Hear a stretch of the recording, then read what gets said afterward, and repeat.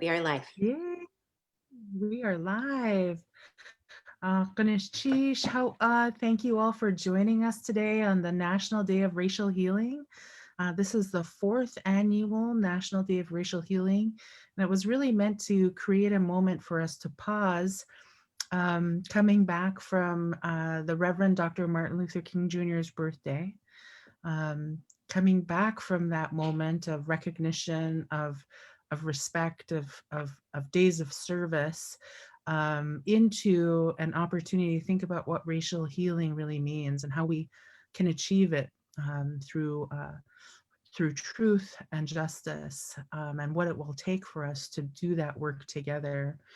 The National Day of Racial Healing was really born out of the launching of the Truth, Racial Healing and Transformation Endeavor, which is a national movement. And at First Alaskans Institute, which is where I get to work along with my sister Wáahlaal Gíidaak, we are the place leads for the Alaska Truth, Racial Healing and Transformation Endeavor.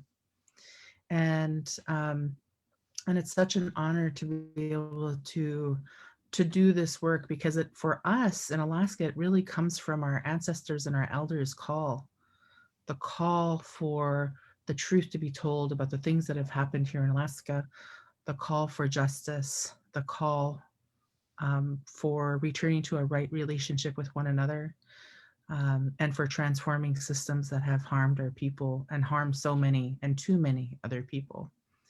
My name is Lagunai, Liz Medicine Crow. I am Tlingit and Haida. I come from Gwich'in, which is where I'm at, in the heart of the Tungus National Forest, in Tlingit Ani and Tlingit homelands. And I have had the pleasure of working for First Alaskans Institute for, I want to say going on 14 years now. Wáahlaal Gíidaak, you want to introduce yourself? Look at that, sweetheart. I know, look at that. Hi. Wáahlaal Gíidaak Hunidi ki ang Barbara Blake ya atsatai Hunidi ki ang. Good people, my name is Wáahlaal Gíidaak, or Barbara Blake in English. I serve as the director of the Alaska Native Policy Center with First Alaskans Institute. I've been with them for over a year now, almost 2, and I currently reside here in Daazhraii, otherwise known as Juneau, on Tlingit Ani, Tlingit lands. My family is from Hiktahanglai and Tlawak, and also from Chestachina. So I am Haida, Tlingit, and Ahtna Athabaskan, and I am Yakjanos, or Raven from the Shark House. How Yeah, I just want to say too, really quickly, to our special guests with us, what an honor it is to be with you, to share some of your time, and to be able to have just a good discussion about your incredible work. And what to me, I think, is really powerful is the way that you've used these platforms to really drive a message about making things better and about making right relationships with Indigenous people and others, our BIPOC family, about understanding the places that you live, the places that you do your work, and about honoring that ancient connection to Indigenous people, and about making sure that Native people are leading these things. And when we were preparing for our annual Smokehouse Gala, our trustees select awardees, and we have 3 awards that we give out. And after they finished that process, they had a conversation about the powerful work that each of you and your respective organizations, entities, groups are using your platforms. And they're like, we really need to just take a moment to celebrate Indian Country Today and Mark Trahant, Portugal the Man, and Molly of Denali, like, especially during a time when we are so far apart from one another and isolated because of the pandemic. The utilization of this global platform has really helped to elevate Native people in a way that prior, people just couldn't see us, and or wouldn't see us. And yet you folks have done incredible work in very different ways to amplify that voice, to amplify that presence, and to make space. You're not centering yourself all the time. You're making space for others. And I just, I just love the conversation we had around our board table. And they said, let's figure out a way to recognize them. Let's do this. And when I reached out to you folks and let you know, you guys were all like, wait, what? That's awesome, but what is it? And and really having an opportunity to talk a little bit today about what truth, racial healing, and transformation is, and how it connects to the way you're using your platforms to change the narrative, and just really getting a sense of what you see next, or where you see our challenges being. And how we can better work together as people who really care about advancing and uplifting our Native peoples. Wáahlaal, Gíidaak, did you want to say anything? I just want to say Hawa Gunashchish again for continuing to reclaim the narrative for our people and for finding opportunities to tell our stories. There's so often our people are continuously erased when it comes to media, when it comes to anything dealing with the outside world viewing us. And so it's a continuation that we know still exists, but all of you are working so hard to ensure that our people are not erased, that we're not forgotten, and that our voices are uplifted in a way that continues to speak our truths, that we know will work towards the healing that is necessary in all of our communities. And we're so thankful for the work that you do and that you continue to do, and the advocacy through spoken word and written word that you continue to put out in the universe for all to hear and for all to remember and recognize the truth that is our people and our way of life. So Hawa Gunashchish Chinan for that. Yeah, and with that, we'd love to hear from each of you. If you could introduce yourselves, and then we'll just jump into a conversation. I'd like to start with you, Mark, if you would. Sure. I'm Mark Trahant, and I'm editor of Indian Country Today and member of the Shoshone-Bannock tribe from Fort Hall, Idaho. And we're based here in Phoenix, Arizona at Arizona State University. Gunashchish, Mark, and congratulations to your tribe for the recent legal victory. That was great to see. And next we'll go to John. John, you want to jump in? Yeah, I'm John Gourley. I play in the band Portugal the Man, and we have a foundation called the PTM Foundation. Yeah, we're out here in Portland, Oregon right now, but come from Alaska. And one of the things that I love about our homegrown Alaska band here is that they keep centering Native people wherever you go in the world. And I just really appreciate and love that about you folks, and the fact that you're just Alaskan guys who are trying to do the right thing and normalize the right thing. And so that's really incredible. So Gunashchish, John, and to Zach and Eric, and to all of them that helped make it possible. And now I'll go to our Molly of Denali crew. Start with Princess and then Vera. Shalaknai, my relatives, Shoji Daazhraii, Oji, Nits Gwich'in Ithi, Shiachanai, Catherine, Stephen, Peter, Oji, Gabakwa. My name is Princess Daazhraii Johnson, and I am from Fairbanks, Alaska, where I currently live on Lower Tanana Dene lands.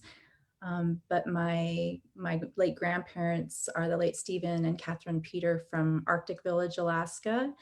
And coming to you also from my home, where I have two little ones and a dog somewhere that might pop in and out of the picture, and just grateful to be here with you all. Masikcho.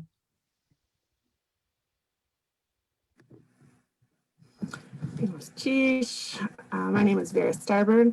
I am Tlingit and Dena'ina. I was born in Craig on Prince of Wales Island, but I'm now on Dena'ina land, aka Anchorage. And I am a writer for Molly Denali. I'm editor of First Alaskans magazine, which is published by First Alaskans Institute, and the writer in residence at Perseverance Theater. And Gíidaak for inviting us. Yeah, I really honestly, I feel like leading up to the holidays, it felt as if for a while we had like what we were calling FAI TV, because we were having so many online events.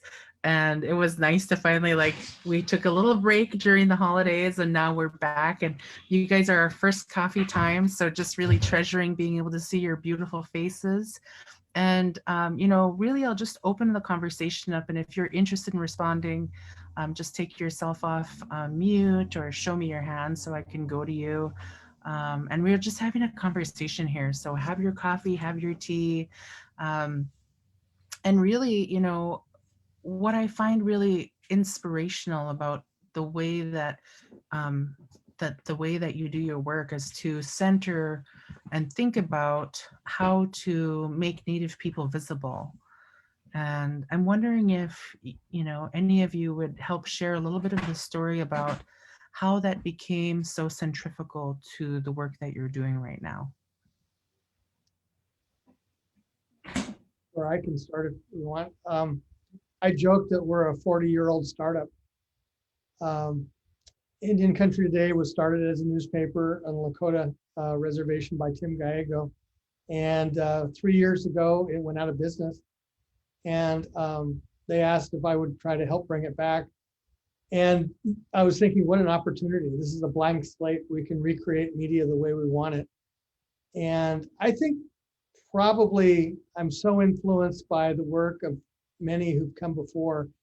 And Liz and I have talked about this before. Howard Rock. I remember as a teenager writing Howard Rock letters to exchange newspapers and just viewing what was going on with 100 Times as a really important voice and wanted to do that. The other would be Richard, of course, who was a Yakima journalist who was very important in the 1970s. And then throughout my career, I've been in position often in mainstream media where I thought the path forward was trying to bring people into mainstream media. And I think that still might be valid at some point, but it failed miserably. We just never made any changes. And this time around, what we're doing with Indian Country Today is saying we're done with mainstream media. We're going to create our own, and we're going to do it our way. And there are two things I really love about this project. First is that the audience is just brilliant. We are reaching just about 400,000 people a month, and it's really solid. And you can tell on something when it happens that people turn to us first, which I just find amazing. And the second thing is our number one audience is young people, 25 to 34. And if you know anything about the media business, you know how rare that is. It's really unprecedented. We try to mix young people with veterans, and I really like that because we're finding we learn more from the young people, and not just to bring them in and say, you're going to be interning somewhere, but to say, you're a colleague and we're going to listen to you, and we might change the way we do things. And we have learned so much doing that. That's one of the things I'm really happy about. Our biggest challenge has been, well, in addition to raising money, is growth. We've just been growing so fast. 3 years ago, when I was brought in, there was 3 of us, and now we're at 21. And we know with the broadcast, we have to really double again with the newscast. And that really came about as a whim. We just started one night thinking it was a Zoom call like this, and we were interviewing people about the pandemic. And pretty soon the station said, we'd like to run that. And so pretty soon they're 26 minutes and 46 seconds. And before we knew it, we had more stations. And now it's a daily newscast, the first time ever. I think when people see Native Americans doing ordinary things in an extraordinary setting, it changes their mindset about everything. And to see professionals, to see people win Congress, to see people making really critical decisions about the future, it becomes much more than the confrontation stories of the media. It becomes inspirational, and folks start thinking, I can do that. And I mean, I love just knowing that we're hiring anchors and that young people are watching it on television thinking, when I grow up, I want to be a news anchor. And of course, all of us used to have the box where we would sit in front of or cut a hole out and be in front of. But this is a real opportunity to build a career for that, and without ever leaving Indian country. I know when I first saw the news that Indian country was shutting down, I was devastated. And then to see the news of you bringing it back up, it was just such a like, yes, we need this. So yeah, so I just think for me personally, I think about, it's very personal, right? I think of how education, our educational system in America has been an absolute tool of assimilationist policies with Indigenous people. And I think of how invisible I felt in my own homelands, growing up in Alaska, and the absolute void, lack of anything to do with our true stories and histories. All of that I learned the hard way, and I learned through, of course, like the oral stories, the firsthand accounts of the history through my mother and my grandparents. And as I got older, recognized the great injustice and harm that had caused me my entire childhood, not having access to the truth, not having my peers be able to understand anything about the lands that they were sharing with us. And so I feel that, that is, what's so empowering and beautiful about storytelling and about the arts, whether that is, creating poetry or plays or filmmaking or journalism, like whatever it is, like there's those words that have so much weight and importance, especially in this moment, which is that imagine, reimagine, create, envision, vision, dream. Like that is so key in this moment, in any moment in history. And what keeps us sometimes from doing that is the hurt, is the pain of not understanding our own condition and how we ended up in a certain spot. I am like really full. I feel like so many people I know, artists and otherwise, are really coming from a place of deep love and compassion, and just wanting to see these changes happening, really bringing our Indigenous values, which, the world just needs that so desperately right now. So I think that, for me, education it's such a key thing. It's such a huge thing. And I'm really looking forward to hoping in with this change in administration that we might have some policies that are going to back us up and making these systemic changes.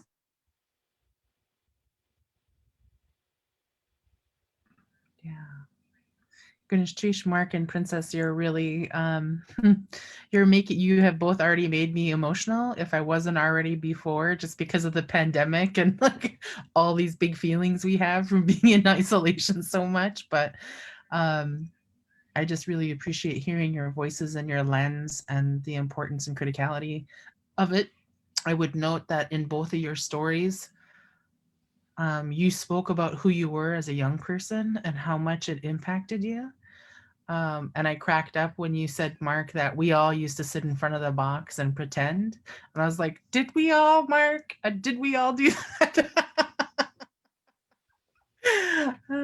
Vera, John, would you guys like to share some of your story? I love that question, but I was glad to wait a second because I don't know that I've ever been asked in that way before.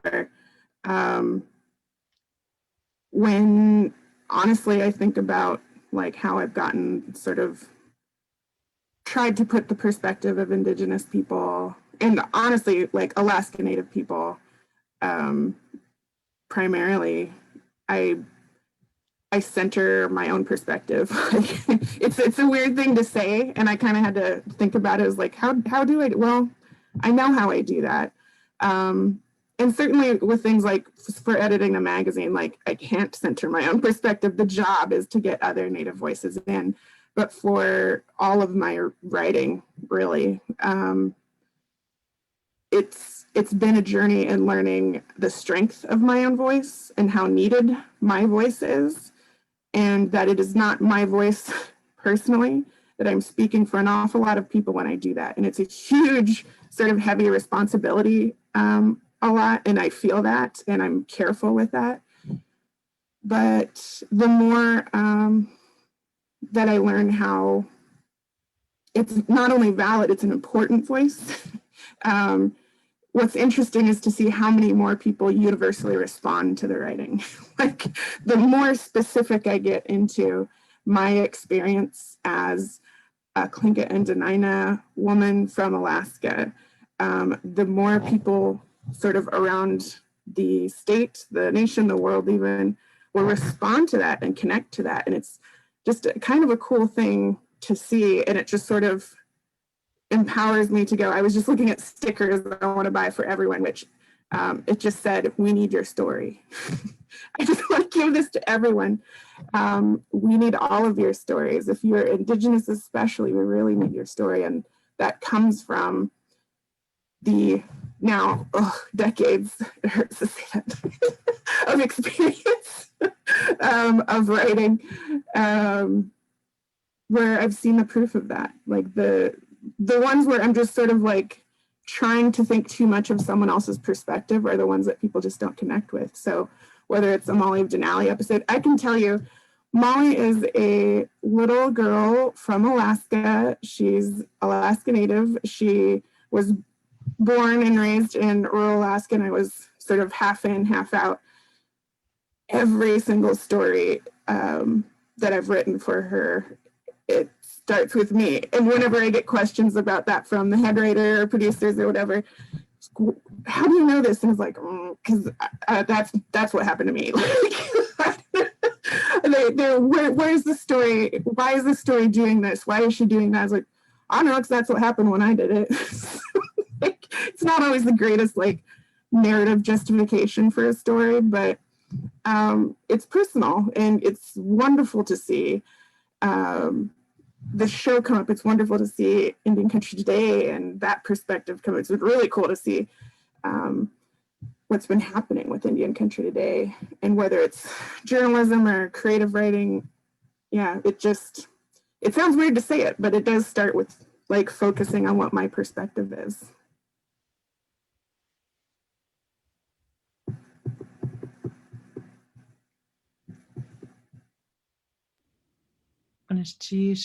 Chinan, Vera. And for now, I'm never gonna not look at Molly and think there's a little Vera there. There's Vera in, and I think she's just really an underplayed character, and I'd like to see more of her. Just putting it out there, universe. Yeah. How about you? How about you, John? Well, this is really great because this is kind of an extension of what we have been doing for the past few years with PTM Foundation, and just doing our really basic part of land acknowledgements at our shows, which is just shared learning experience. And that's honestly why I'm here, is I want to hear the stories. I want to hear more about y'all's background. And I guess a lot of that came about when we left Alaska and started touring around. We didn't see any of the people. We didn't see any people from, Oregon and California and all these, like, it's just these new places. We weren't seeing the people that we were used to growing up around. I mean, growing up in the mushing community, like being around the Nayakpuks and the Reddingtons and just those families and the culture, and just, it was a shock to just not see Indigenous peoples around as we traveled. And I think questions just started to get raised as we were moving. I mean, this is something we didn't know even growing up in Alaska. Like, it was close to us, and you don't think about it. And I guess as we were traveling around, we started to see shows like Alaska State Troopers, and just their representation of the Native peoples back home was not right. And I remember watching that and saying, oh, this is weird. They're going after somebody because they got a moose out of season. Like, and just these weird stories coming together. And I think that really brought me back home, with seeing these stories that were just so off. And I went out to Shishmaref, hung out with my buddy Dennis Davis and Percy Nayakpuk, and I got some stories out there. Our buddy Edwin, watched him make some art and tell some stories. And I guess as we started traveling again, I guess that was 2011. And as we started traveling around, we just started looking and keeping our eyes open, and connecting up with people like Amy Spark and Don Reardon back home, to try and find some way to connect with people and use our platform. I mean, we have a stage every night, we have a microphone, we have a group of people, and we wanted to learn about the people of each area we were traveling through. And that really, it took a long time to come together, which is really scary when you start to learn the history behind all of this. But it really came together in Australia. I mean, oddly enough, we have the Captain Cook connection, and we met with some folks out there, Uncle Alan Madden in Sydney, and just sitting down with him and hearing his story, the story of his peoples and their history with colonialism and settling and all this happening. It was the same story Percy Nayakpuk had told me. I mean, the other side of the world. I mean, we're in Australia and we're in Shishmaref, and the story is the exact same. And it opened up this whole world of, whoa, I want to learn more about this. And I think people need to learn more about this. And luckily in Australia, they had this program called Welcome to Country, where you jump on a website and you can have somebody come out and welcome you to country. It's we always say, like, the land acknowledgement part of this is a really basic. The learning experience is just the first step. You know, you want these kids to see and hear about the land that they're on, hear about what happens to the people, because I think that's our biggest goal, is just get kids thinking and understanding that they are here. You know, y'all are here, like nobody left. It's heavy, but I think the more people see it, the brighter it's going to get. And obviously right now is a great time. And Molly of Denali, like, that's such a cool thing to put in front of kids. I'm so excited about that. I mean, the amount of people that shared that with us as soon as that started coming together, it's just cool. Like, that's what I want to see. So yeah, I'm here to listen and learn more about your background and your story. Goodness geez, John. That was really wonderful to hear a little bit more of, you know, the awareness and the kind of the epiphany and the connection to missing people, and why were they missing. To be asking those questions is so critical. You know, I remember when you folks won your Grammy, and I don't even think I could talk about this without crying, but when you acknowledged our kids in a moment where most people, it's just all about them, you know. But in that moment, you folks you folks took time on that very short window, on that very, global stage to just acknowledge our kids out in our villages. And part of your journey is, yes, the land acknowledgements are important, like you said, but those are basic, because the other part is that you're lifting up issues as you're doing it. I remember when you folks came home and we had a chance to meet and spend some time, and you guys centered the missing and murdered Indigenous women.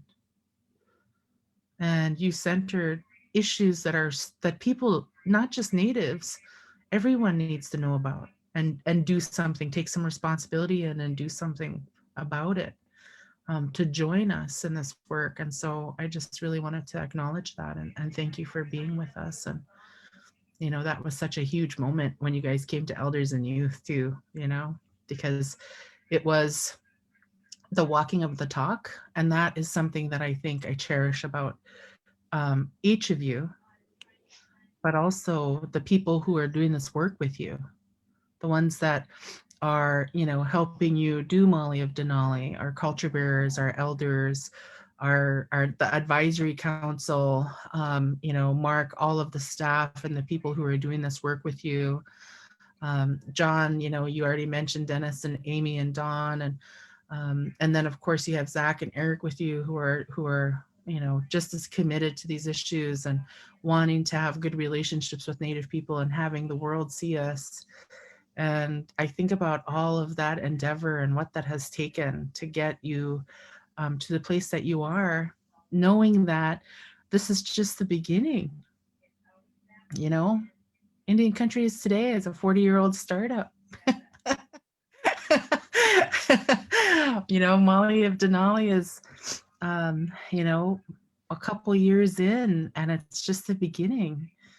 And, Portugal the Man, you folks have set a precedent and have kind of said, hey, to the rest of the folks who have these platforms,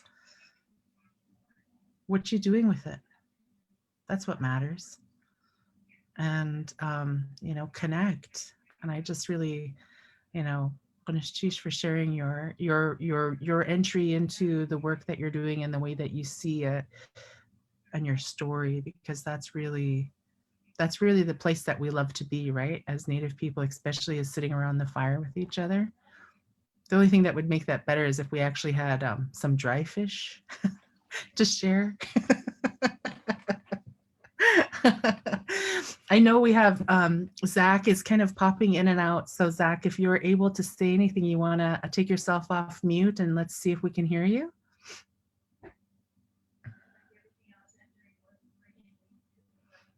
He's having some, oh, there you go. Can we hear you, Zach?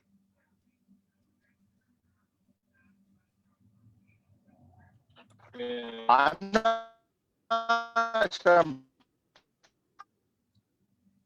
No, shucks, we can't hear you.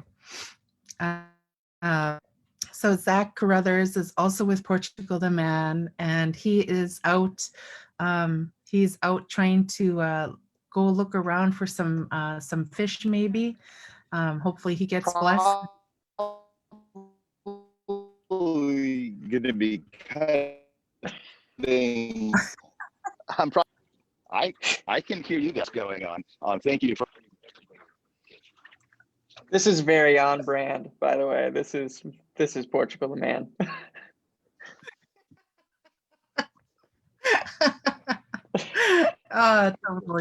Totally understand. Yeah, just a couple of white dudes just stumbling around trying to figure out how to navigate this.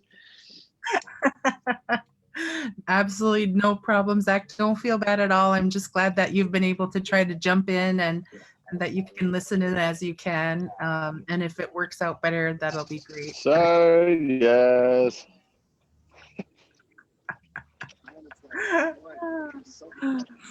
Okay, I think Wáahlaal Gíidaak was going to ask the group a question as well.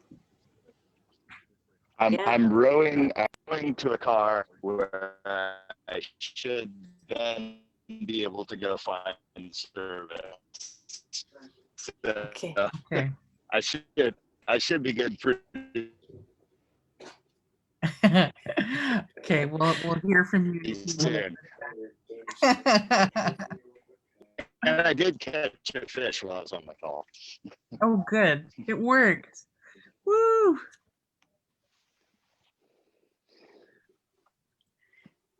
Well, as Zach is rowing to his car with his fish, I just wanted to just say again, thank you all for helping our kids, helping our elders, and helping our people be seen. Because with your messages and with what you're doing, you're saying to all of our people, I see you. Hello. Hi. And they deserve that, especially when it comes to matters where the injustices are not uplifted by anybody else. And you're making light of that, you're drawing attention to it, and you're helping our people feel like we're not alone. And so I'm super thankful for all the work that you're doing. I know that during this time, our country has been faced with a lot, and we're seeing it across the state as well. And so we know that there's a lot of heaviness in the air, and I was hoping that you wouldn't mind just sharing with us an uplifting moment that you've experienced. It doesn't have to be anything recent, just whatever comes to the top of your head of like, wow, that moment throughout this work was just so moving, and I think other people should hear about that.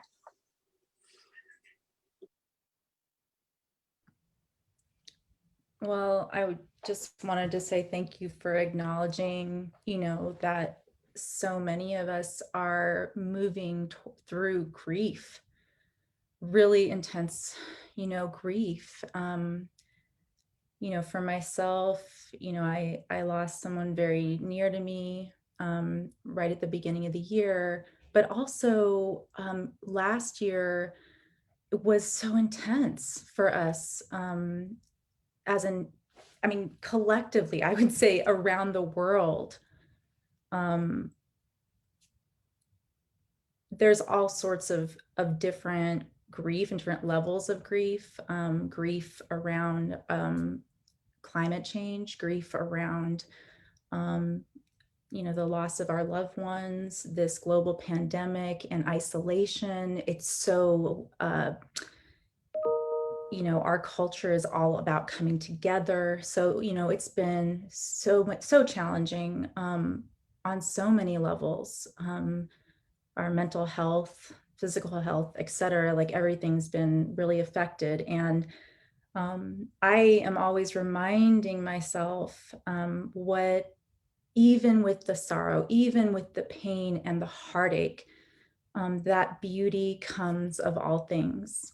And that this life and every moment that we have to bring in this, sacred breath and experience life and be alive together in this moment, even with all the challenges, is amazing. It is a miracle. It is a blessing. And again, we have it within ourselves to imagine and create and reimagine and to dream. And I feel like I can't accentuate that enough. And, Liz, you pointed out, we are not alone. We work collectively. We are parts of this, beautiful, growing, continuously growing movement. And that movement is really making some amazing changes.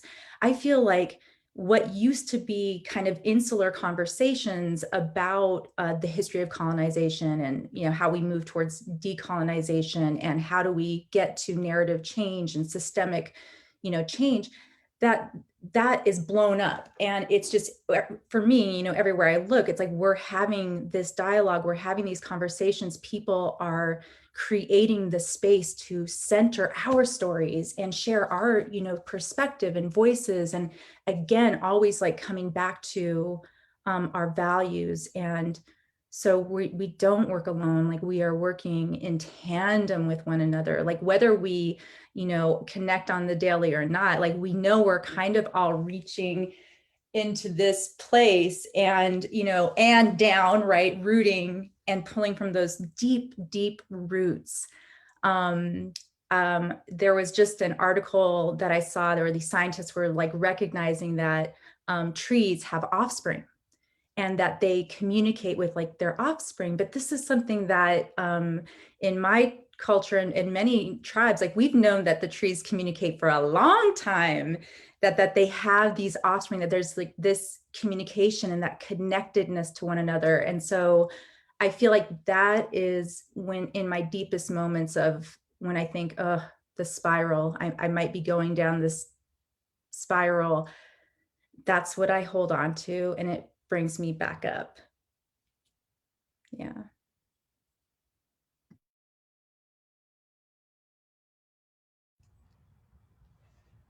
One thing we talk quite a bit about among ourselves is the narrative of excellence.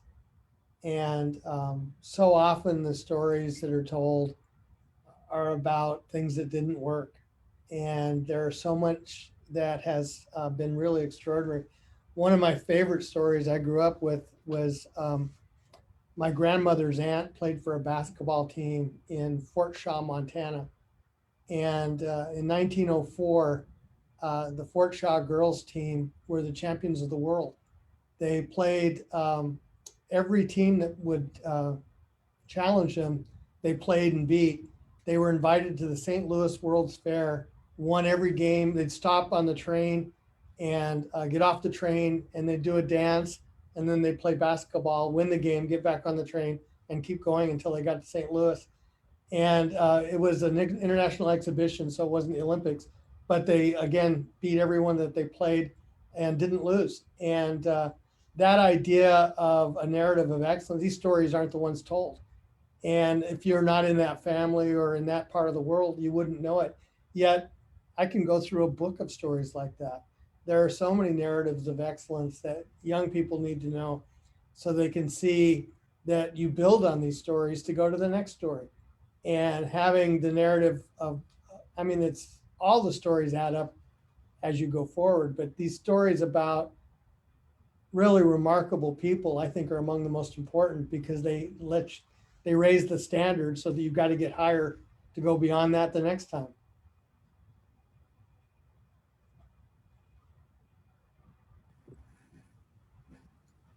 Yeah, I would, and I appreciate sort of bringing up the grief and trauma. And I think I went to a very like professional like place.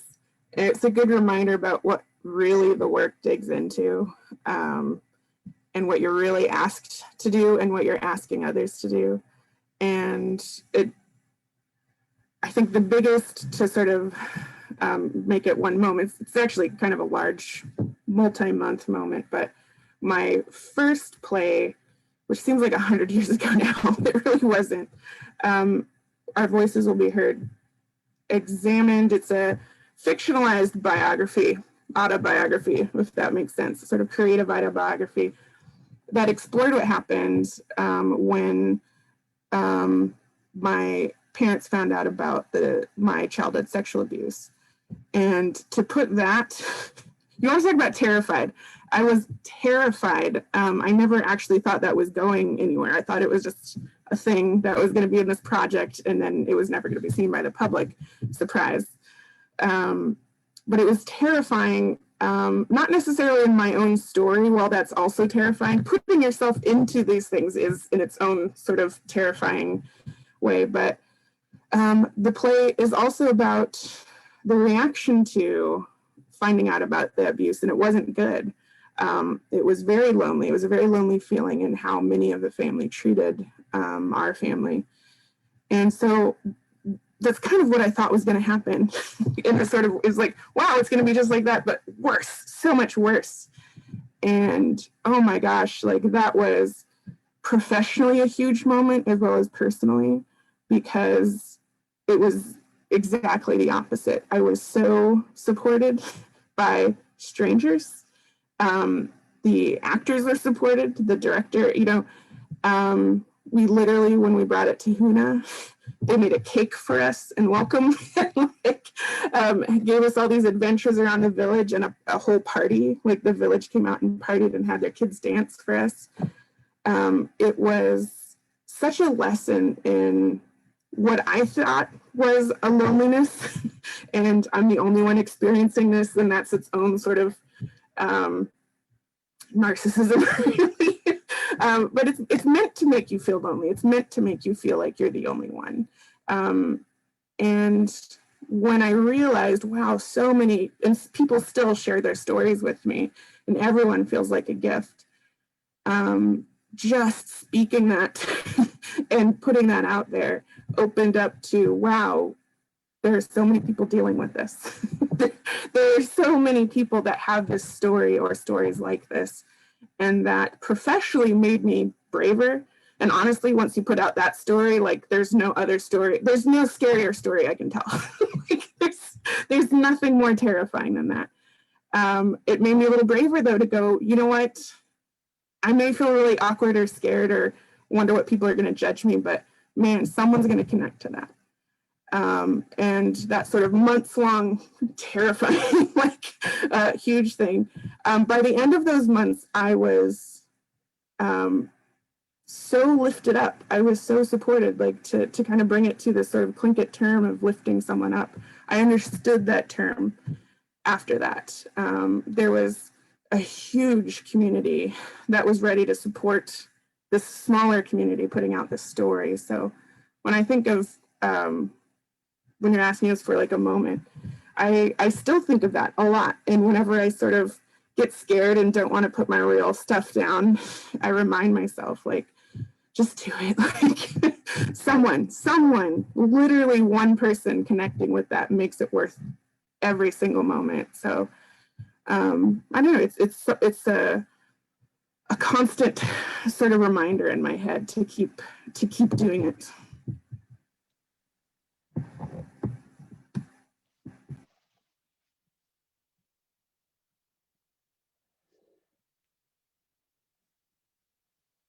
Yeah, those stories are so important in letting people know that they're not alone.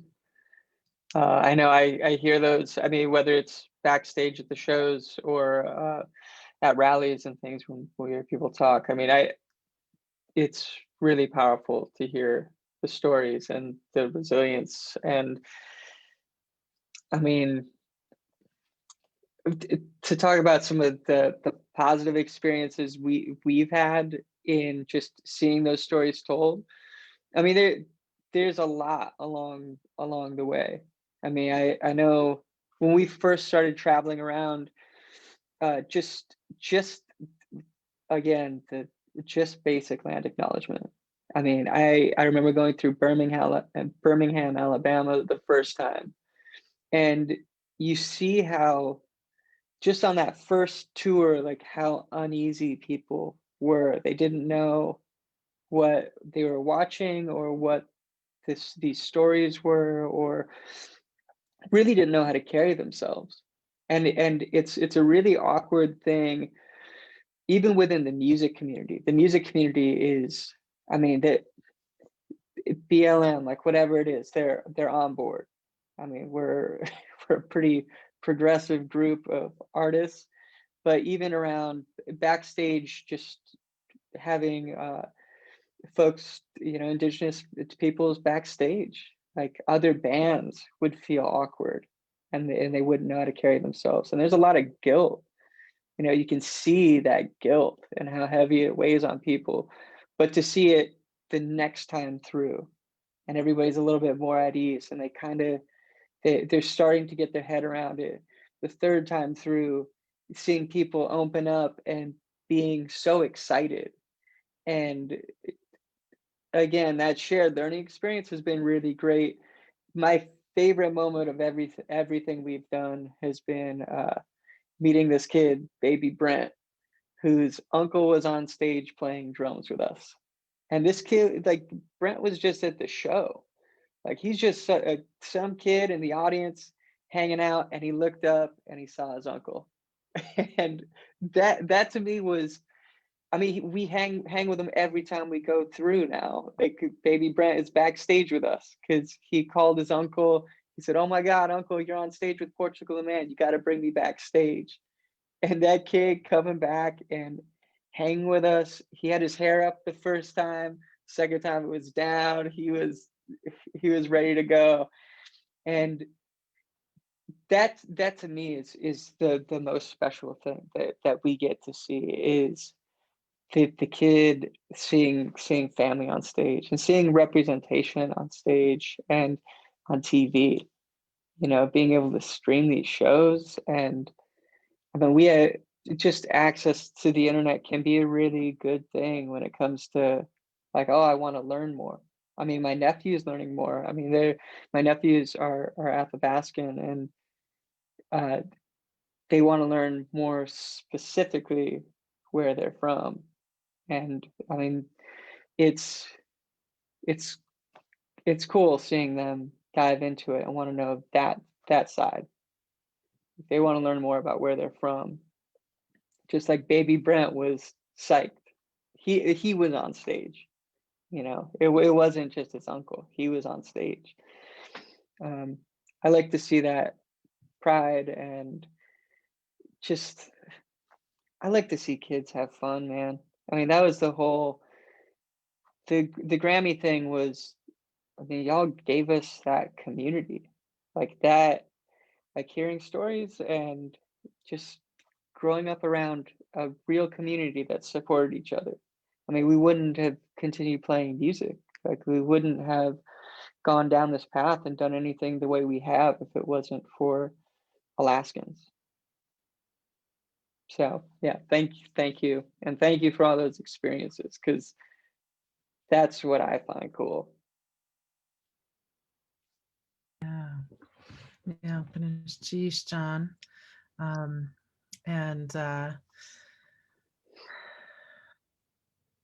it's amazing to feel that energy in one of your shows, you know, and for you, that probably is like, because that's the work that you do, and that's the passion that you have, to pump out that amount of energy, to share it with, you know, global audiences, and to have these moments of connection between just a young kid who kind of personifies why it matters so much, you know, and then be able to pour that energy back into the community. And, you know, for Vera, I was thinking as you were speaking about how I see that bravery in Molly, and that, you know, that she gets to be that part that connects, you know, and from your story as a little girl, and that she is being able to live out another way of engaging in the world in a way that's filled with love and teaching and educating, and I think that that's really amazing as well. And I was thinking, Mark, as you were sharing, you know, about we had the oh, why am I spacing her name all of a sudden? Shoni Schimmel. Yeah, come up to elders and youth, and just to see that story of excellence was something, you know, our kids were just like hanging on the edge of their seats listening to her, and just really like, wow, you know, like that's really her, you know, that's really her, you know. And how many more stories are there out there, and to know that there's a crew of people who are dedicated to fighting them. And, you know, and Princess, I think when you were speaking about the role of grief in our life and about the importance of feeling it instead of numbing it, the importance of feeling it, and the way that you pull it, kind of sometimes it can feel like, you know, it's pulling you down. At the same time, it will also pull you back up. And I just felt that as you were speaking, and I just really wanted to appreciate each of your reflections to Wáahlaal Gíidaak's question. And it makes me wonder about something else, which is if you could think about the next step, the next deepening the next level. You know, what do the kids call it these days? That's next level. I don't think people are calling it 2.0ing anymore, right? Like we're like that we've moved on from that. So, you know, what is it in terms of the way that you're thinking about the platform that you have and the way that you're using it? What is kind of the next way that that is going to deepen or strengthen or reverberate further, if you will?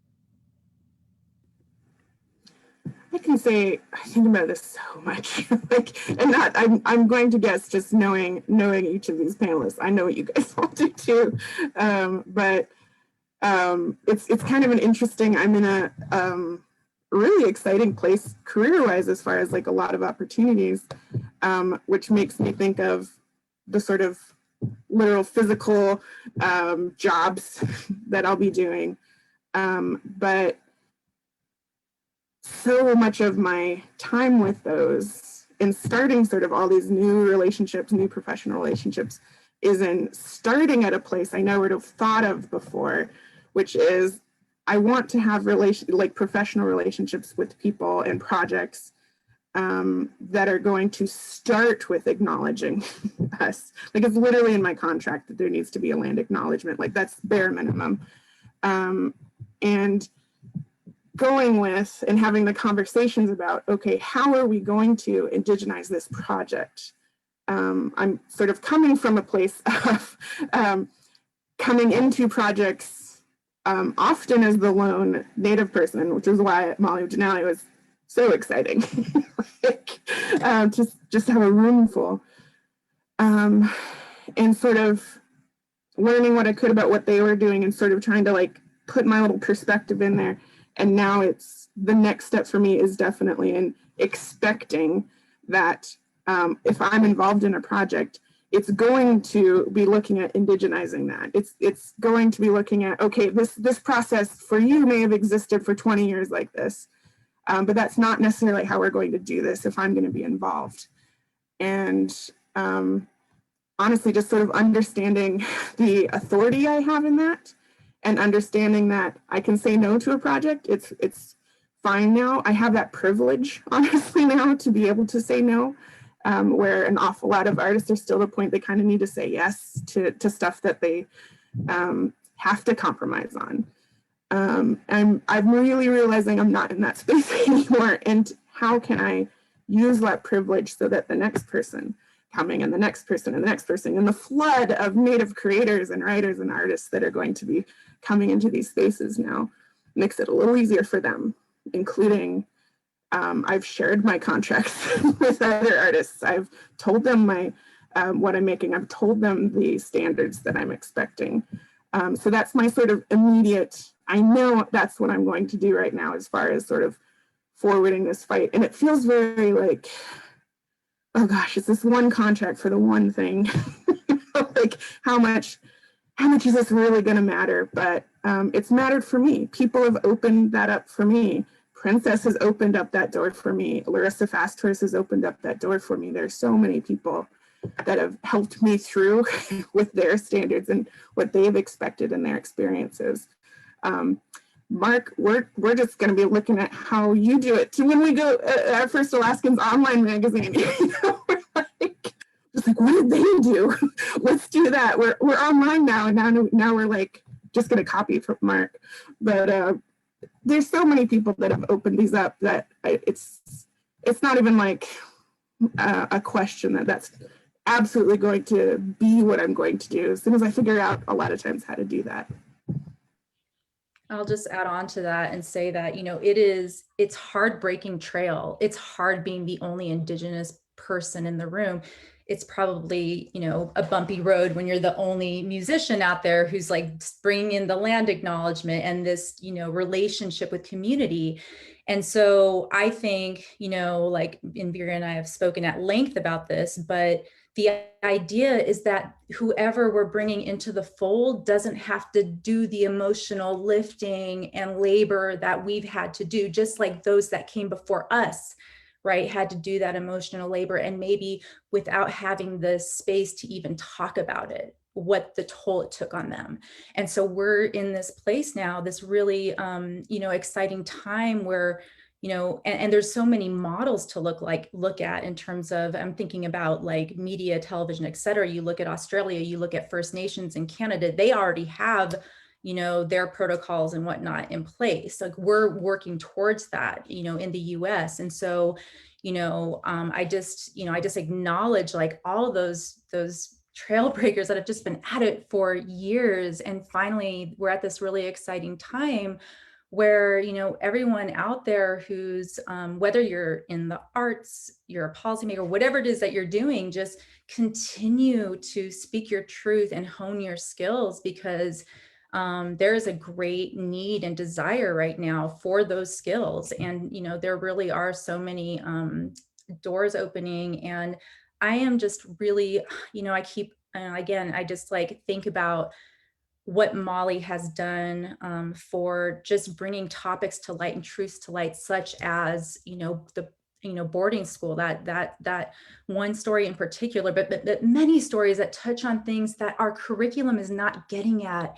And so just education, I can't wait till we get to that point where we are using our sovereignty, our tribal sovereignty, to just really take over the educational systems and funding education. It's so critical.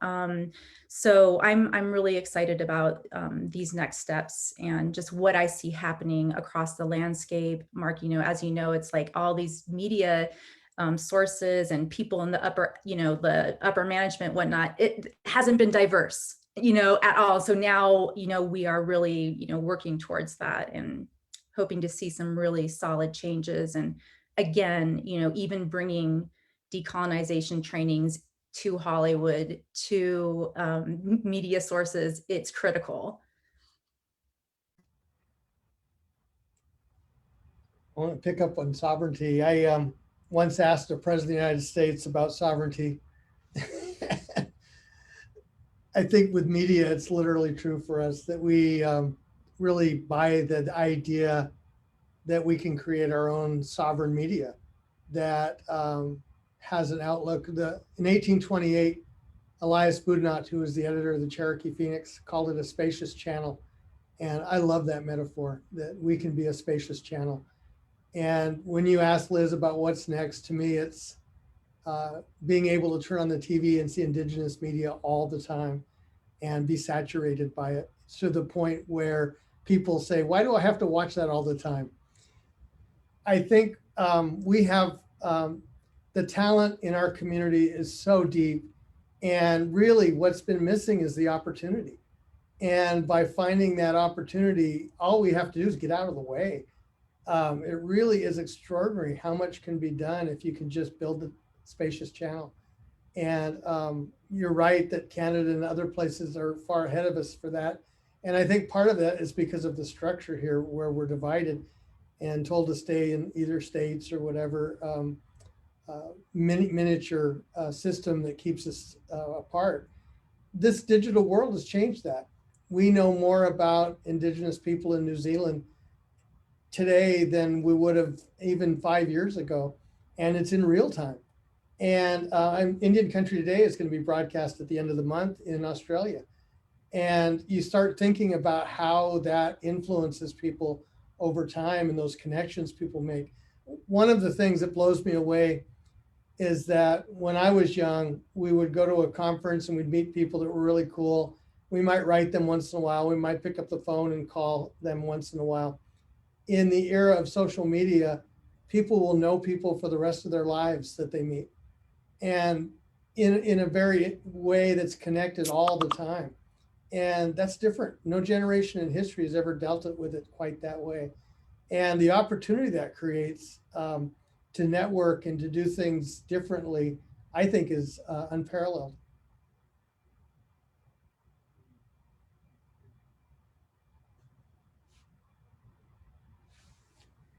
I really appreciate the way that you're framing like these kind of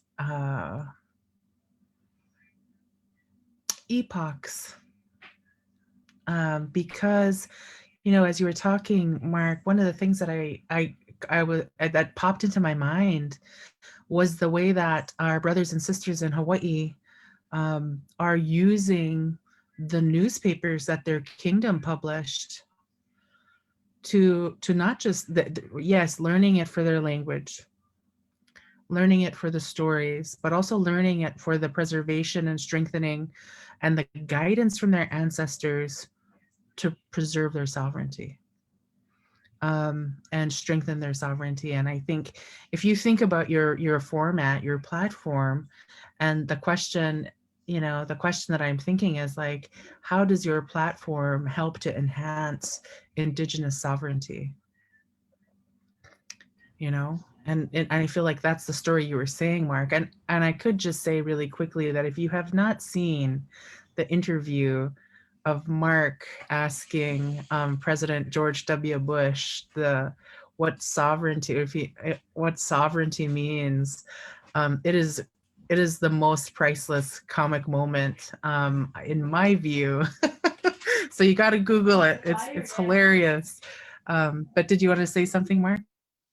No, I like that. And I think we really take broad the idea of Indigenous, that we can't be narrow. And in fact, and this is really secret, so no one that's watching knows this, but one of the things we've been debating is whether it's time to change our name, because the world is changed so dramatically.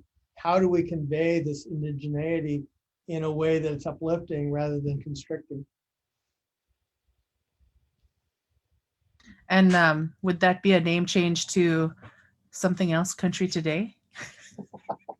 We don't know. We have committees debating that. Indigenous Country Today. You could keep the acronym.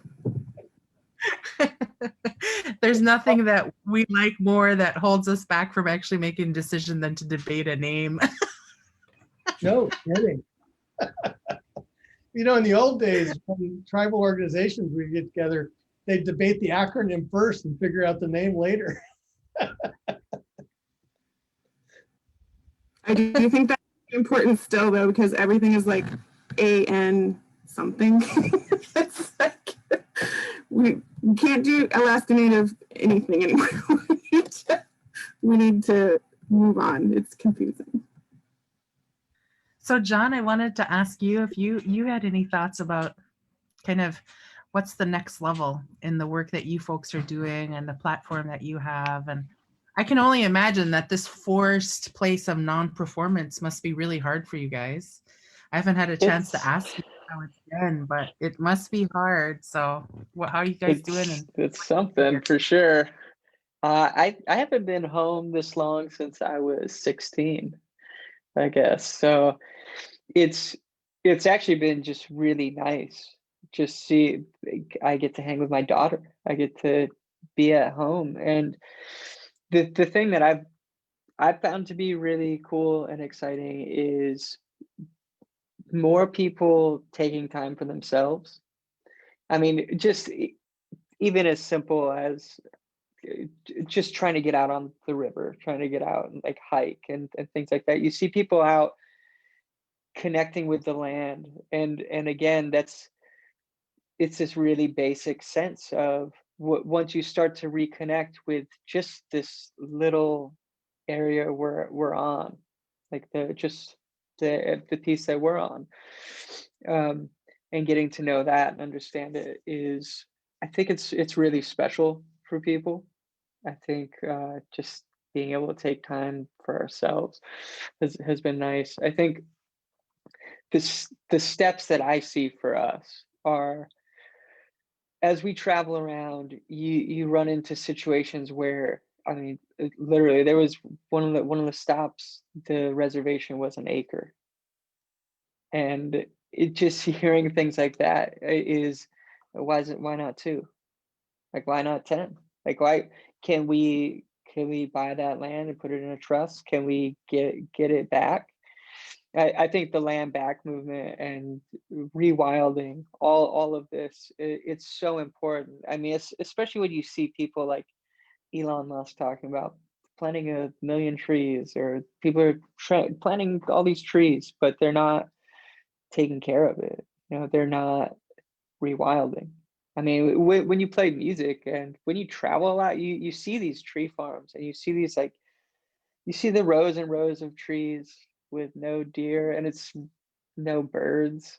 It's really eerie as you move around. And I think that is the step that needs to be taken, especially when you see people like these millionaires and billionaires buying like huge swaths of land, and they do it under this idea, like the creator of Fortnite, like buys up land just to let it be. And those are the people we need to talk to. I mean, that's our role in this as musicians. Like, if people always want you to play a corporate show, they want you to play this thing, and that's where we need to do the land acknowledgements. Like, that's where we need to put it in front of people that own that land. You know, how do we get them to just give it back? We don't need it. Like, give it back. I mean, it seems like a really simple thing to do, and it makes the most sense to me. I mean, that should be our next step, is land back. Okay, I'm gonna have to just say this out loud for all of us. Hell yes. I love it. I love hearing that. I like that approach. You know, and for you folks to be the ones that are advancing it, you know, and I think that's what I think is really incredible, is you're looking at your platform and the power of your platform, and you're thinking about, like, okay, how do we actually help our brothers and sisters? You know, it's not performative, or and by performative, of course, I mean, it's not just superficial. It's a part of who you are, and being able to try to find ways to enact that. And that is actually something that I'll ask this next question for you folks. This whole time that we're in, this racial reckoning that we're in across the country, you know, and the politics be what they may, you know, racism is not a political or partisan issue, right? Racism is an injustice, a human injustice against the entirety of the human race. It harms everyone, even if people can't see it, or they have their blinders on, or they're ambivalent. You know, these systems have been causing the world to crash all over, right? Not just the US, not just in Alaska, but everywhere. But here we are as Alaskans and as Native people, sitting together to think about the forums and the platforms that we have access to, so that we could be those ancestors who intervene in the wrongness of harm and do something about it. And so this truth, racial healing, and transformation movement is a national movement. You know, it's called TRHT. There's legislation that's been introduced. There's a push for a TRHT commission to be created on the national level. You know, people the world over are now starting to hear about it, because just recently a whole bunch of other musicians have come out, you know, really supporting it. And so it's going to continue to be something that people are talking about. But before we can even get there, we already have people calling for healing. You know, and I feel like as just a person who on these sides of things, it's kind of like, you cannot have healing without truth, and you can't have truth without justice. You know, and how do we do that? You know, as you think about, you know, John, Zach, I think about, you know, the profound platform that you have and the outreach that you do, but then also think about that behind the scenes work, like you were saying earlier, John, and then the way you're thinking forward, but also how much you amplify the voices of Black, Indigenous, and other folks of color through your social network.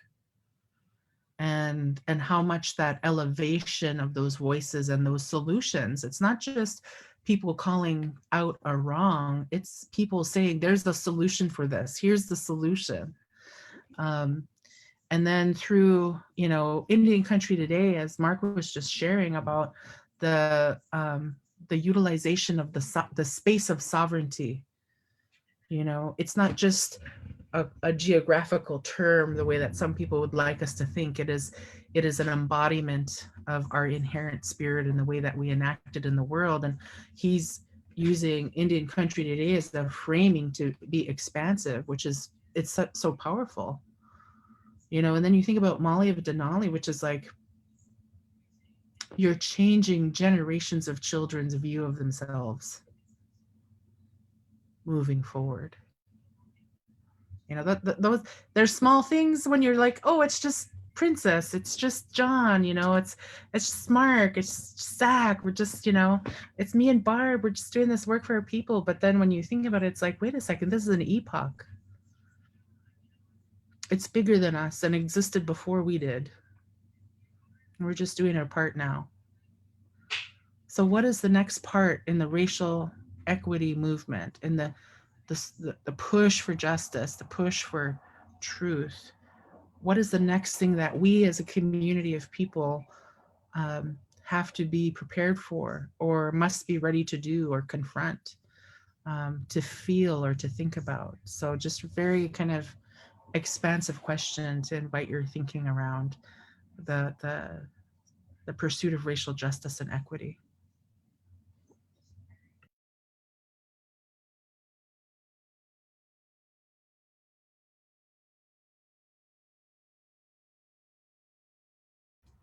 I guess I'll jump in. It's a challenge on so many fronts, but really it does start with justice and making sure that there's representation for everybody, and a fairness that's been missing from really the body discourse.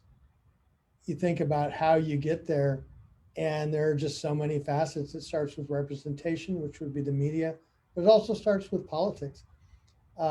We have 2 federal judges on the bench out of 870 federal judges.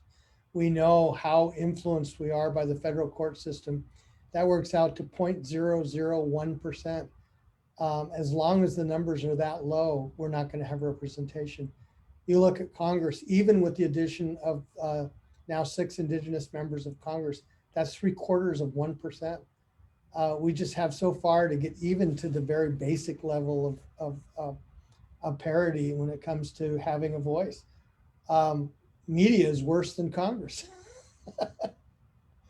I think these things are all connected, and getting to that point of fairness just needs to keep pushing and getting that broader representation against all levels of where we're at.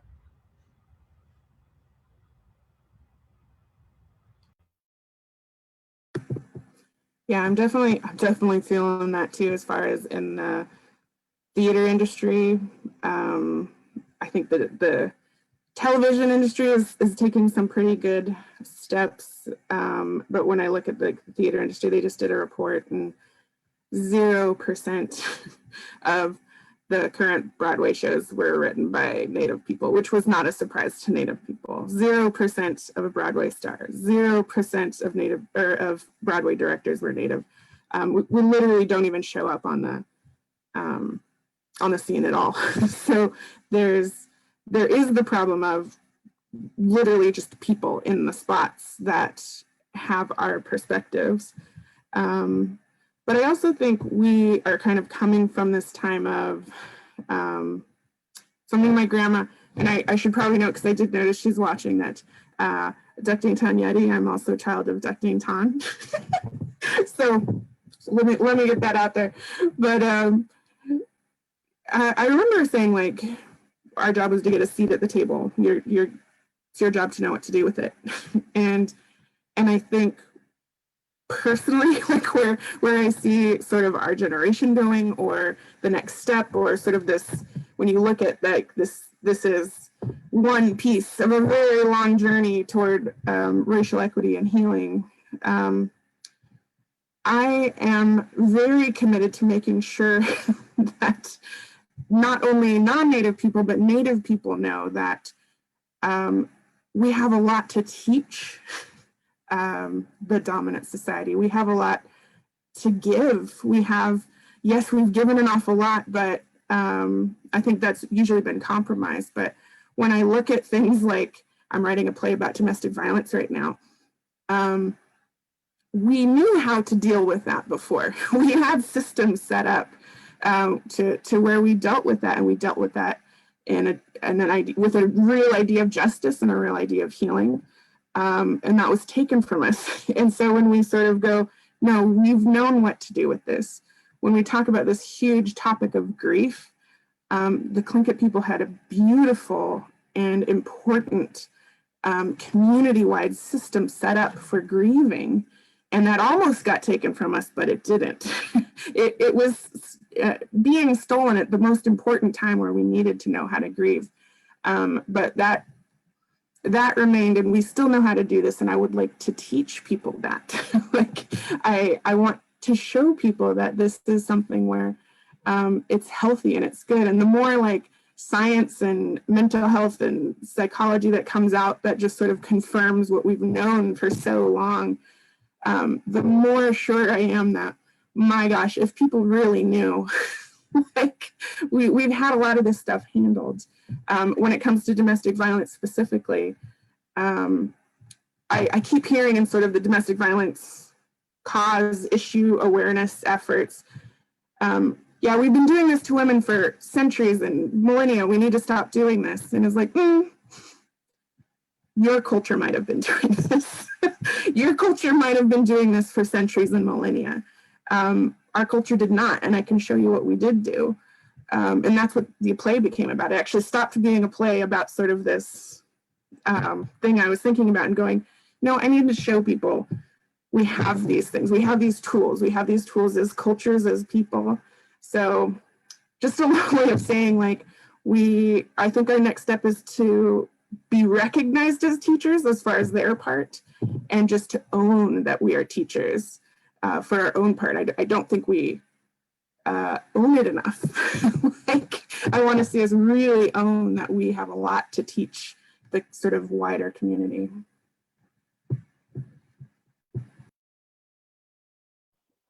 Sheesh, Mark and Vera. You know, as you're talking about all of these seats that need to be filled by our people, in my experience, majority of the time, they're not wasted seats, meaning that our people are rarely silent in those spaces and have a tendency to do the hard work in whatever limited time they're able to do it. And I'm so thankful for the resilience and the strength that it is embodied by all of our leaders in whatever space that they can imbue. And Vera, as you're talking through our healing process, it'll be a beautiful thing to see so many of our 10,000 plus years of ancestral knowledge be brought into today's way of healing and of way of processing and helping our youth and helping our people move forward by reaching back, as Princess was talking about, pulling up those roots and reaching for the sky. You know, it's a beautiful way of representing how we're gonna reclaim the spaces that Western world has tried to dominate in our own lives and in our own way of being. Say, Princess, John, or Zach, did you want to add to that in terms of this next solid leveling up of racial equity?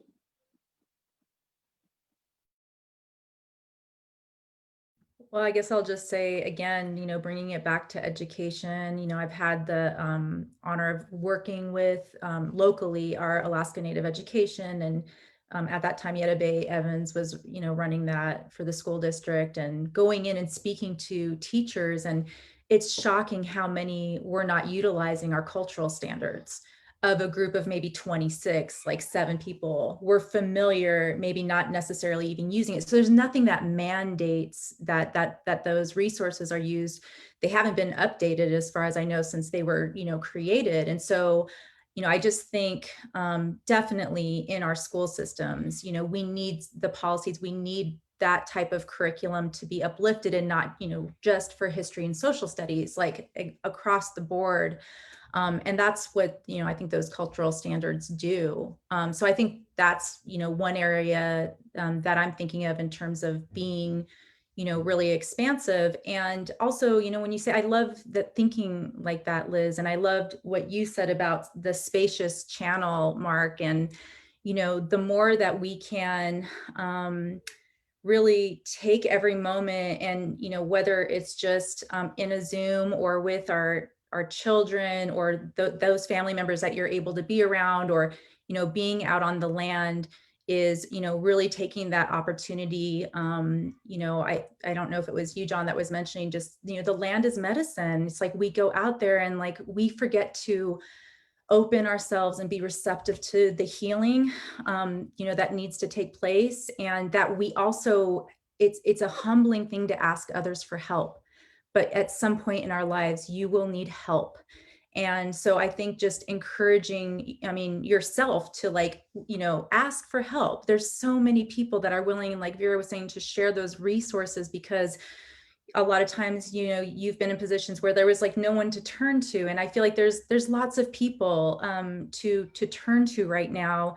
And there's a lot of allies and people that are like, ready to be like boots on the ground with you and say, yeah, we want to see these changes in, our organization, or, with this educational system. And there's people that are going to join hands and help make it happen.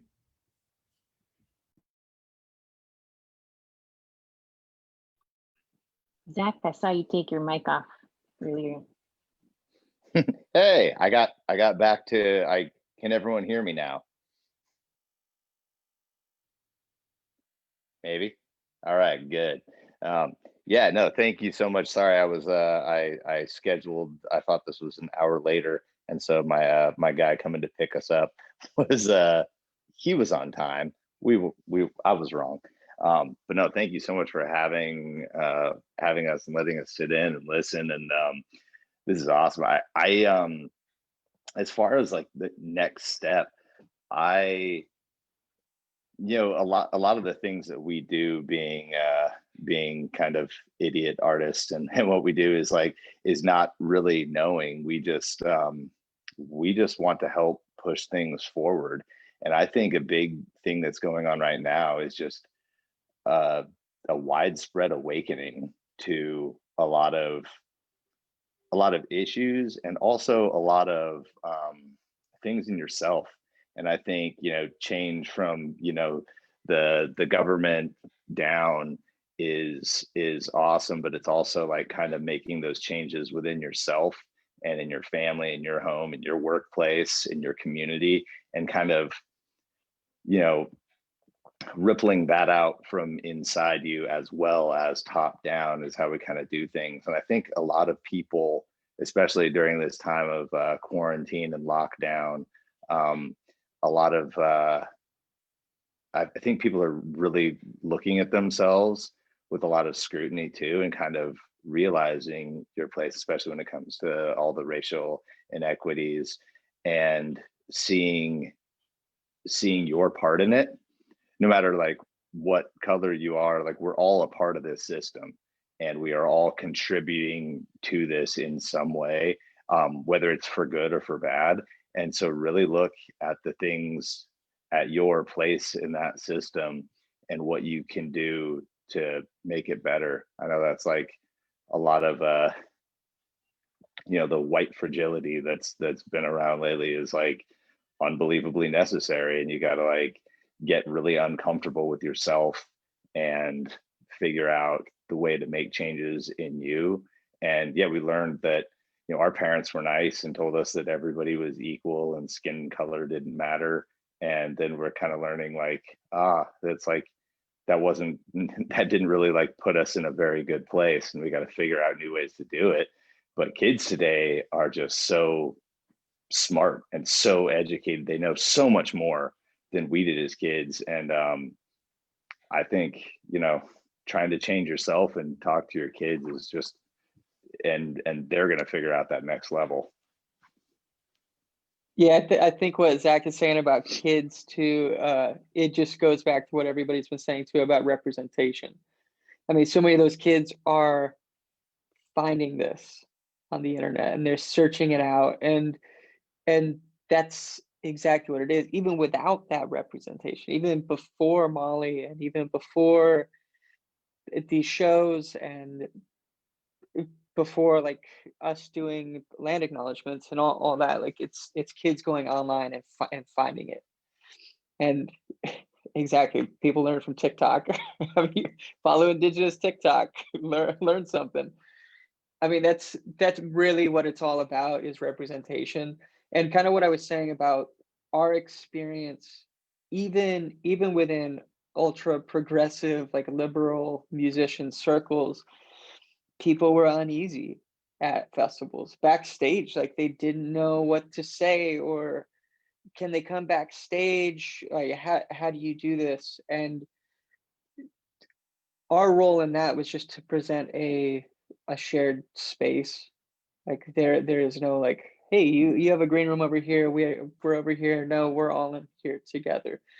And I think the more people saw that, again, even within that circle, you can see people's eyes opening up and saying, oh, they are here. Like that was our whole story. I mean, we wouldn't even be sitting on this Zoom call with you guys if we didn't travel around and see that it didn't, we couldn't see representation.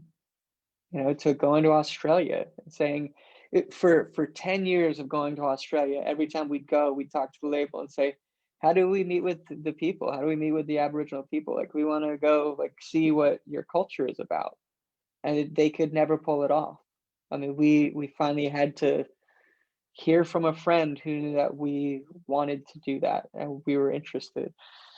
So that's what I think is so great about what everybody here is doing. It's cool for us to learn. Like, we're just stoked to be here and to get to hear those stories and to watch people awaken to it.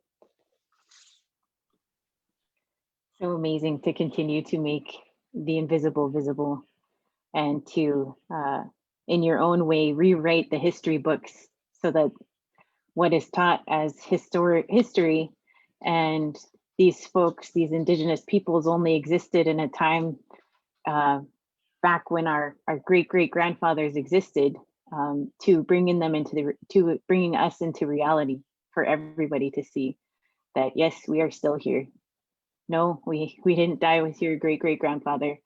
Our culture is still rich and alive, and I fully agree that, especially in a time when you're overwhelmed at the system, overwhelmed at the institutions, and thinking, oh man, this is too big of a bite to take, I can't swallow that much. Thinking about how you can make shifts and change in your own family, in your own small circles, and having those conversations with each other. And our education system, especially here in Alaska, Princess, man, we can go so far by just reclaiming that space. We've seen small glimpses of what that looks like as quote unquote pilot projects in some of our communities like Gwich'in, and the beauty that is created when our kids are able to celebrate their own culture in their learning on a daily basis, and how that changes our kids and how it changes, especially, and I have to say this, our young men and their self-worth and how they feel going to school, because we know it's our young men who struggle the most in those spaces. And so I'm so thankful that that next leveling up is on the tip of everybody's brain in terms of leveling up our education system, because that's exactly what it will do. Magunai? Yeah, I was thinking about you know, if we, you know, could collectively leave a mark. You know, I was saying earlier, like this epoch, right? If we could collectively leave a mark to, I think Vera, you were talking about this, to open a door to a different world so that they wouldn't have to, as you said earlier, Princess, do the emotional labor that we have to do now. And if you could do that so that they wouldn't have to do that, imagine the bandwidth for creativity and innovation, you know. And I think like, wow.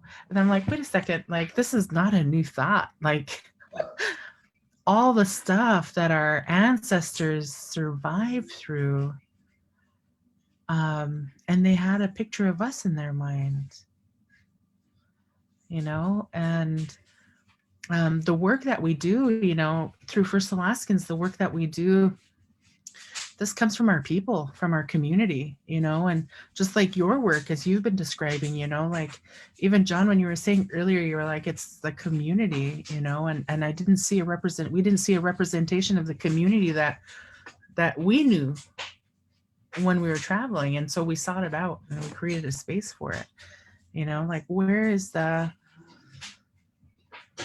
community that we are building together, that vision for a better place?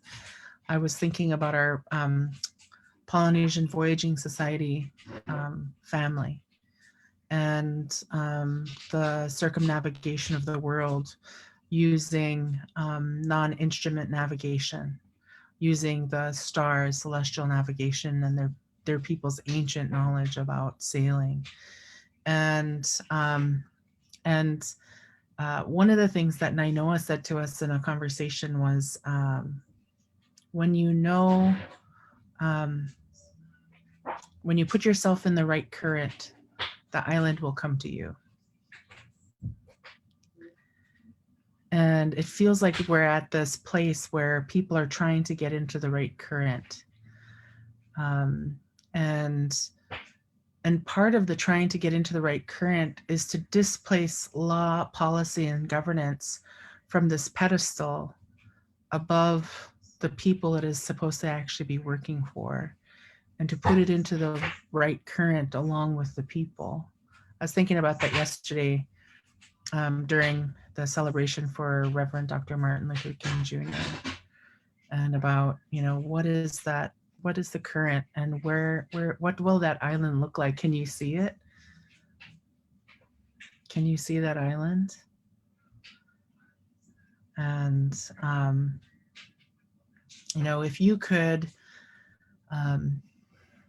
help someone who, I think, Zach, you were talking about this and it really resonated too, because, you know, the way we frame our work around racial equity is about the concurrent need to do all of this work. Like your personal work, your internal work, your interpersonal work, the work with your family and community, society, institutional work, the work within your entity you work for or the institution that you spend all your time in. And then the connection to the systems that you have influence in, or that you're a driver in, or an influence, you know, like a decision maker in, and that, you know, these all have to happen at the same time because you're the same person. It can't be, let me work on myself first and let me perfect myself, because we're humans, we're imperfect. We will never achieve perfection. And if that's our standard, then what we're really saying is we don't want to do the work. You know, and so if you're thinking about it from a lens of like, here's some people that I believe could be or are keystone people in my spheres of influence who haven't quite made the step yet in connecting how to do the work. What are some of the things that you might say to them to help bring them into the current?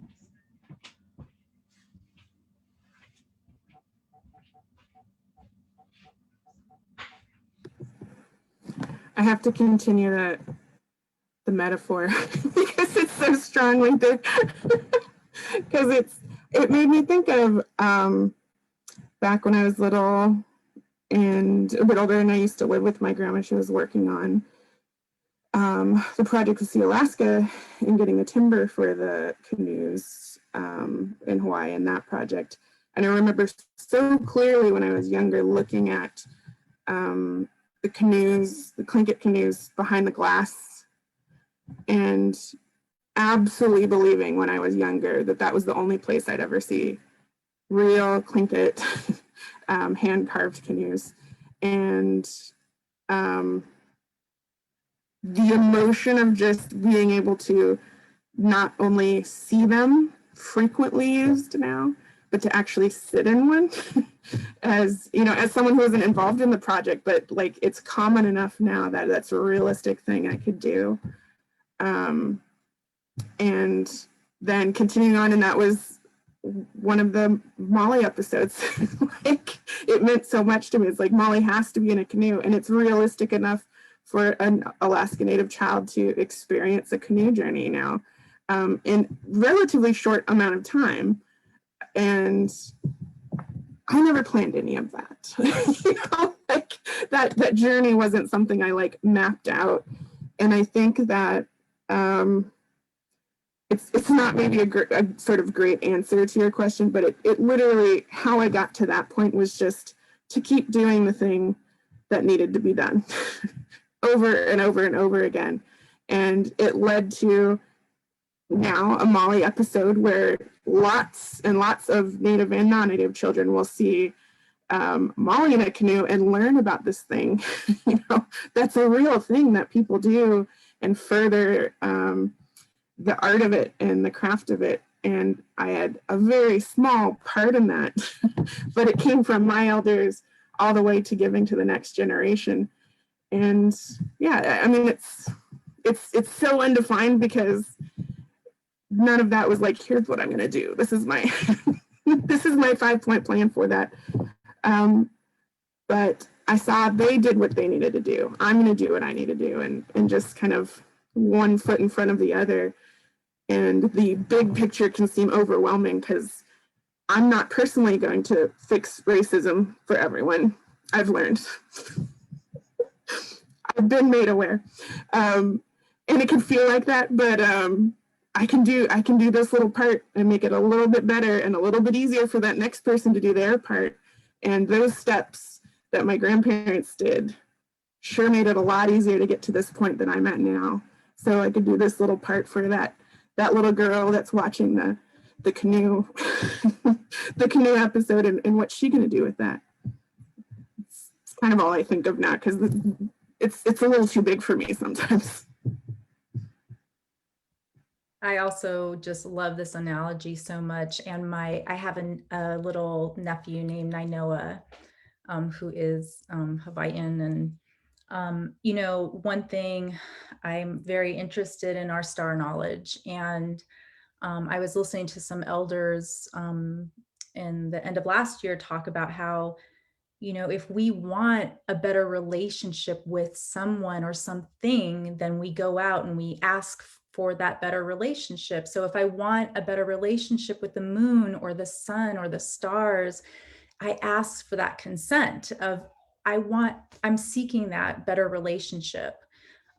So I just love this analogy of like finding that current that's going to lead us to that right place. And I think that so much of that also kind of, I think of what John was saying, is like transformation. It starts within, and it is hard because the dominant culture stresses perfectionism.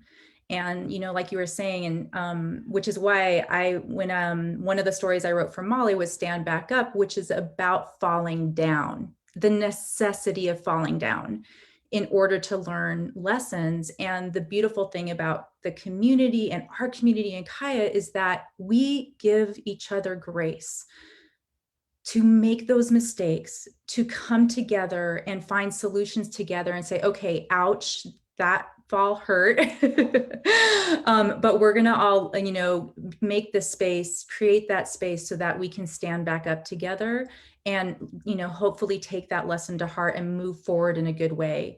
And so maybe I lost a little bit of your question, but I think that just, again, it's the reaching out. You know, it's hard to know that somebody needs help or is seeking greater knowledge if you don't at least make that desire known. And like I said, maybe sometimes that desire is something you're sharing with the moon and the stars.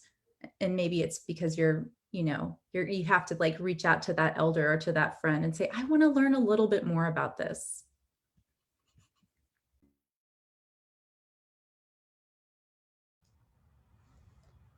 I guess I'll be all literal. I think you wait for them, and the path, the current will be there. And just be patient.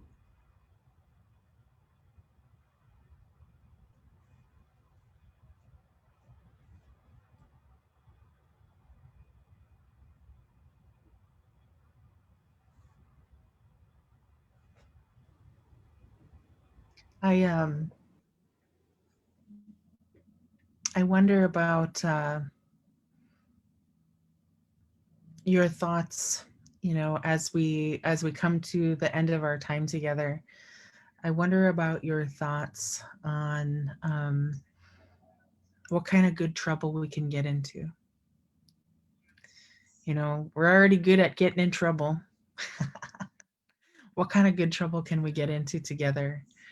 And I just, and quite honestly, from a really, total fangirl place, I just really love the work that you all are doing, and to think about it from a place of like, how can we amplify all of these stories of excellence?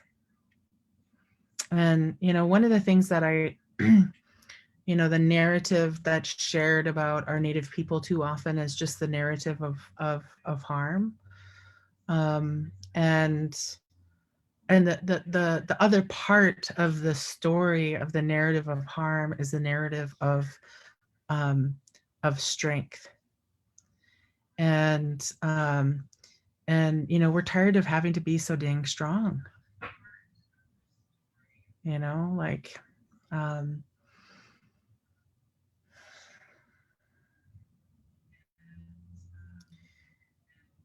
To be able to be with people who value who we are at our core, who understand that the ancient knowledge and cultural connections that we have are a gift to humankind and that are so urgently needed, that's not pejorative of anyone.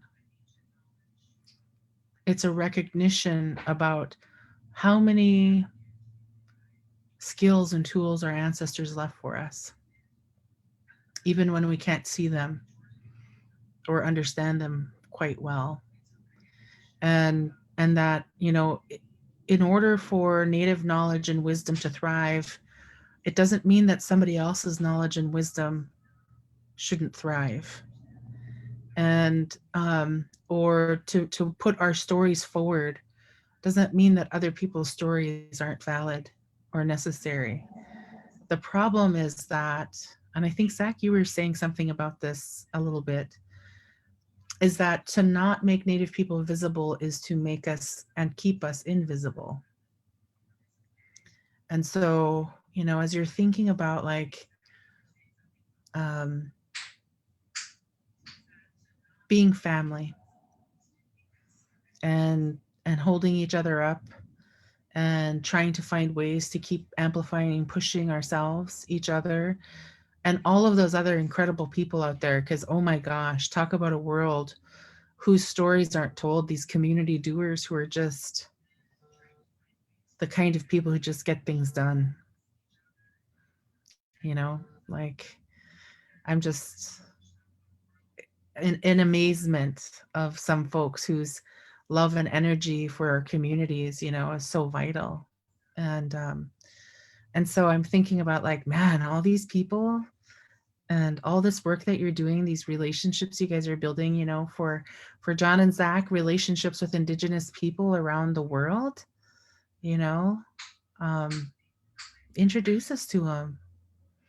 We want to like collectively link arms and strengthen that, Indigenous world collective, because the threats that we all face moving forward aren't just in particular to Alaska or the nation, they're global, and that that vast knowledge network of tapping people into it is going to be incredible, you know. And then, you know, I know in Molly of Denali, one of the things that I love about the approach that you guys have taken is that you've brought in a really Indigenous perspective into what I assume is a not in very indigenized environment.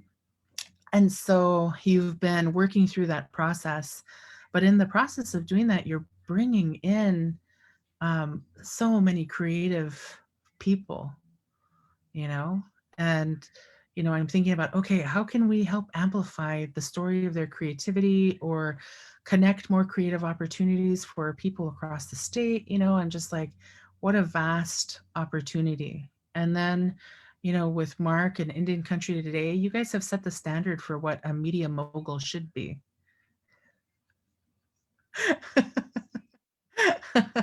Fortunately, that news comes slowly to me.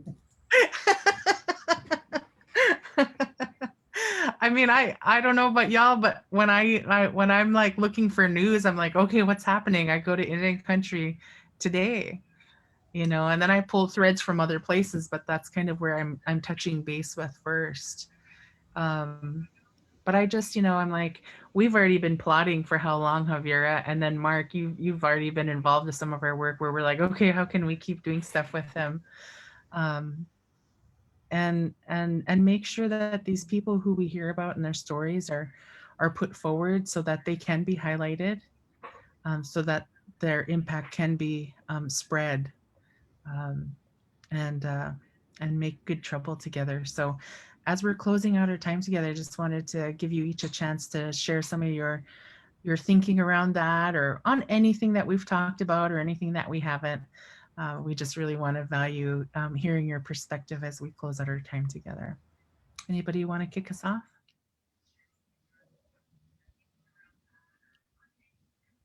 I guess I can. I'll just start by ending with a shout out to, I really think the work of both Portugal the Man and Molly of Denali is just really this moment in history. We are also rich because of it.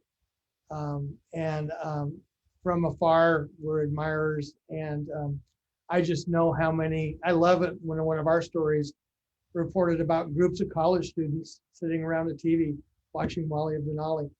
And I think that impact is just shows the depth of how it's changing the world. So thank you. Masicho, Mark, and I feel like that's a really good example of how we all lift each other up and really work in tandem. And these, you know, the work that FAI has been doing over the many years now to have these conversations. I don't know how long, 6 years or more that you've been doing these dialogues.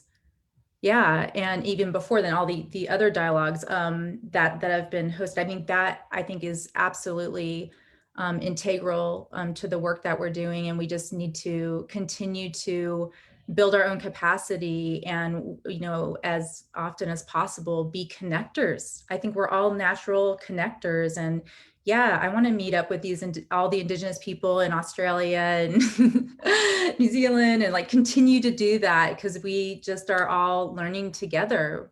We're all learning together. So Guneshish Masicho for hosting this dialogue.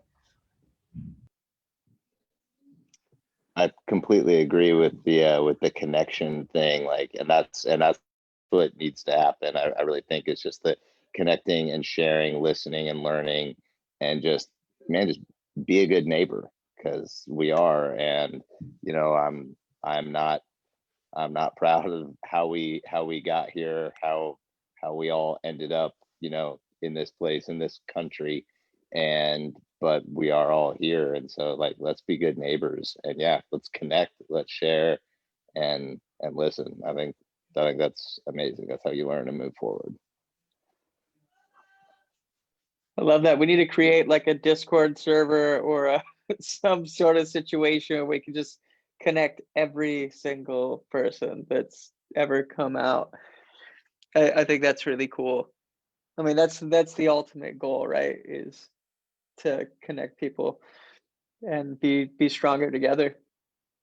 And I really appreciate you guys letting us sit in on this. And be a part of it. I mean, anytime. Always here to learn.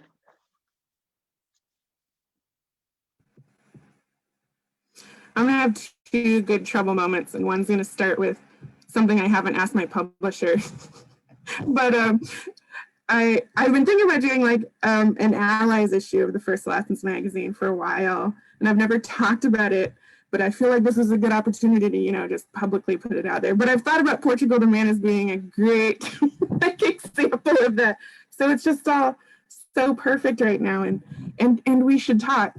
I can't not do a little pitch. But yeah, so that's my one good trouble thing. But the two is when I think about like continuing to work with Molly or Denali, pronouncing it the right way for starters. But I wish we could talk about the episodes we have coming. Like it's gonna be like 2 years for some of these things, but I think not just definitely it's something I can speak to, but a lot of Native people involved have found more strength in their voice, have found more even pushback when it doesn't quite gel with like Alaskan Native culture. And I think for the sort of good trouble I have planned that is sort of like working way up to, and that Princess and I have talked a lot about, is really just pushing for that voice to be stronger, to be part of the process, to not sort of make the ultimate decision a non-Native voice on the project. I think those are the kind of things I can put to Molly of Denali specifically, but I think everyone can do, just as far as your voice really does matter. It sounds like such a trope. It really does matter, and it's valid, and it's important, and it'll be important to other people. Trust me, people want to hear that. People want to hear your voice. So just let them hear it.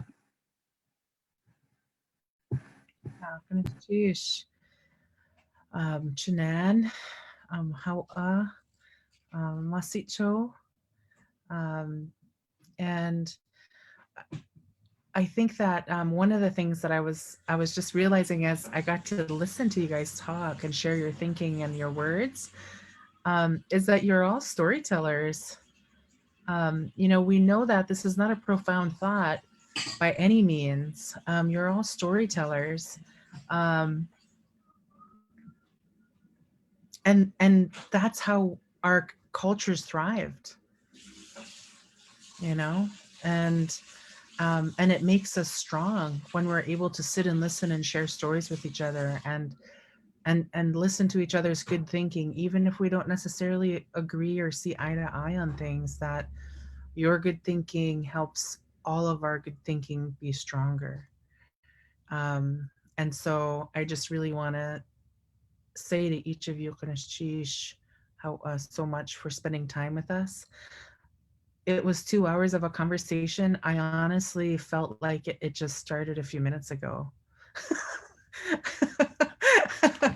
You know, it just to be able to be with thought leaders and creative forces in the world, and just want to thank you for adding your vibrance and your abundance into the world and the work that you do. So just gonna again, thank you so much. Wáahlaal Gíidaak. Yeah. As we were setting up and as all you were all coming into the room, it was so powerful that I had to choke back the tears. Just thinking the amount of work that you all do and how far you go to ensure that our people are taken care of. And I'm so thankful to know you folks, to even be able to be in the same Zoom with you, even if we're not physically in the same room. Is like, what? I get to be on the Zoom with them? This is amazing. And you're all such wonderful people, and you go above and beyond so many times, endless times. And Zach, I'm gonna counter what you said. You're not a good neighbor, you're a good relative, because you're family, all of you. And you all do your part to ensure that our future generation and all of our people are are there and present and seen. So how Gunash Chinan. Right. Well, and with that, we're going to wrap up, and we'll see you in the next round. We will be definitely doing and continuing to do the work and reaching out to you guys, and wrap us into what you got going on too. If we can help you, let us know how we can assist and amplify what you're up to. So Gunash, and we'll see you guys soon. Happy tomorrow, everybody. Happy tomorrow. Okay. See you.